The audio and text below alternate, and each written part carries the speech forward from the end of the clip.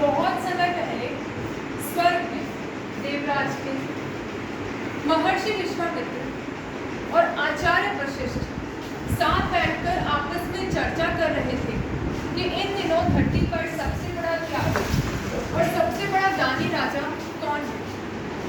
इसी बात पर महर्षि विश्वामित्र को संकोच होता है कि आज के समय में भी धरती पर कोई इस प्रकार का राजा हो सकता है। आचार्य वशिष्ठ कहते हैं कि इन दिनों धरती पर सबसे बड़ा त्यागी और सबसे बड़ा दानी राजा हरिश्चंद्र जी, अयोध्या के प्रतापी राजा हरिश्चंद्र अपने सत्य, धर्म और न्यायप्रियता के लिए पूरे विश्व में विख्यात है। उनका मानना है कि धर्म ही सबसे बड़ा सत्य होता है और सत्य ही सबसे बड़ा धर्म है और पूरे जीवन वह इसी धर्म का पालन करते हैं। विश्वामित्र जी को उनकी बातों पर विश्वास नहीं होता, तो वह ये निर्णय लेते हैं कि वे इनकी परीक्षा लेंगे। अगले ही क्षण वे धरती पर अवतरित होते हैं। वहां पर एक तपस्वी का वेश धारण करते हैं। वेश धारण करने के बाद वे राजा हरिश्चंद्र जी के पास जाते हैं। राजा हरिश्चंद्र जी के पास जाते ही राजा उन्हें देखते हैं, प्रणाम करते हैं। वह उनसे कहते हैं, हे मुनिवर, मैं आपकी किस प्रकार सहायता कर सकता हूँ।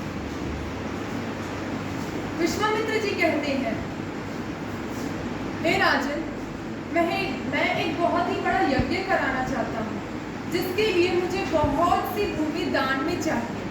राजा सहर्षि अपना पूरा राज्य दान कर देते हैं। इससे भी विश्वामित्र संतुष्ट नहीं होते। वो कहते हैं कि कोई भी दान बिना दक्षिणा के पूर्ण नहीं माना जाता। इसी बात पर राजा हरिश्चंद्र जी कहते हैं, तो कहिए मुनिवर, आपको दक्षिणा में क्या चाहिए। मुनिवर सोचते हैं और फिर उनसे 1000 सोने की अशर्फियों की मांग करते हैं। राजा हंसते हंसते वो मांग पूरी करने को राजी हो जाते हैं, लेकिन कहते हैं, अभी मैं एक सामान्य व्यक्ति हूँ। मैंने अभी आपको अपना पूरा राज्य, अपना सारा वैभव त्याग कर दिया है। मैंने आपको दान कर दिया। राजा हरिश्चंद्र जी उनसे कुछ समय की मोहलत मांगते हैं कि वो निर्धारित राशि को एकत्र कर सके। राजा हरिश्चंद्र जी अपनी पत्नी तारा और पुत्र रोहित के साथ महल के दरवाजों के बाहर चले जाते हैं। वहां पर कुछ समय तक वो एक दास का कार्य करते हैं। दास का कार्य भी कहाँ करते हैं? शमशान घाट की रखवाली करने वाले के रक्षक के रूप वहां पर जाते हैं और 1000 सोने की अशर्फियां विश्वामित्र जी को दे देते हैं।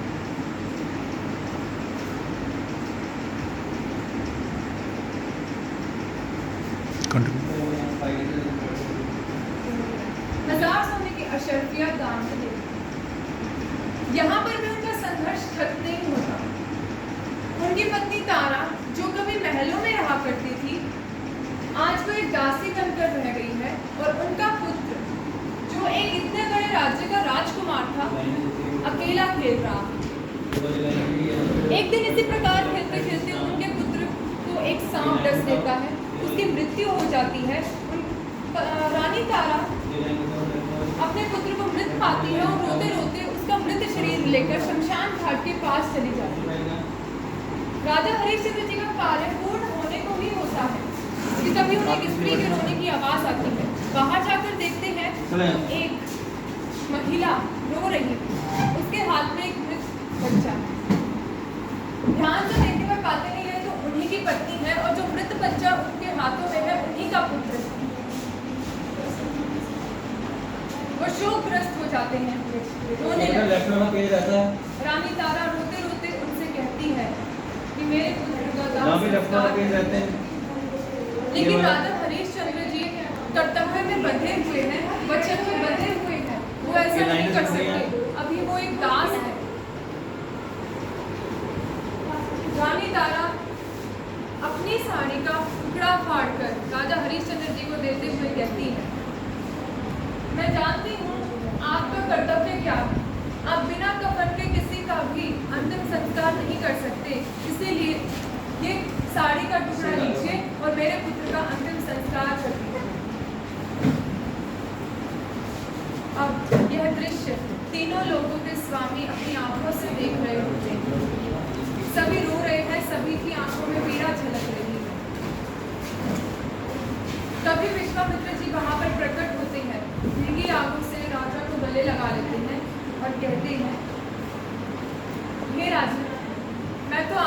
परीक्षा ले रहा था, लेकिन आप तो एक बहुत ही महान राजा निकले। आप इस परीक्षा में सफल होते हैं, मैं आपको आपका सारा राज्य, आपका धन, आपका वैभव सब आपको वापस करता हूँ और यह आशा करता हूँ कि पृथ्वी पर आपके जैसे राजा सदैव बने रहें। अब इस कहानी से सीख क्या मिलती है? किसी भी व्यक्ति की ईमानदारी तभी साबित होती है जब उसके पास बेईमान होने के अनेक अवसर होते हैं। वह मजबूर भी होता है, लेकिन फिर भी वह अपने सत्यनिष्ठा और धर्म पर खरे उतरे, जिस प्रकार एक राजा हरिश्चंद्र जी कभी उतरे थे। यही एक सच्चे ईमानदार व्यक्ति की पहचान होती है। धन्यवाद जी।